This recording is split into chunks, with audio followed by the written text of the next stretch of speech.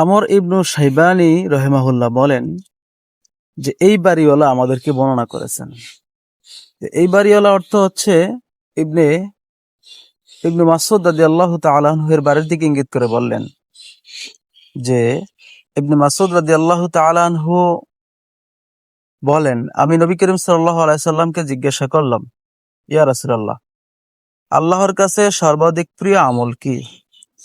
জবাবে নবী করিম সাল্লাল্লাহু আলাইহি ওয়াসাল্লাম বললেন, সময় মতো সালাত আদায় করা। আমি জিজ্ঞেস করলাম, তারপরে কি? তিনি জবাবে উত্তর দিলেন, পিতামাতার সাথে সৎ আচরণ করা। তারপরে আমি আবার জিজ্ঞেস করলাম, তারপরে কি? তিনি বলেন যে নবী করিম সাল্লাল্লাহু আলাইহি সাল্লাম বলেছেন, আল্লাহর রাস্তায় জিহাদ করা। তো বর্ণনাকারী বলেন যে আমি যদি তাকে আরো জিজ্ঞেস করতাম তাহলে তিনি আমাকে আরো বলতেন।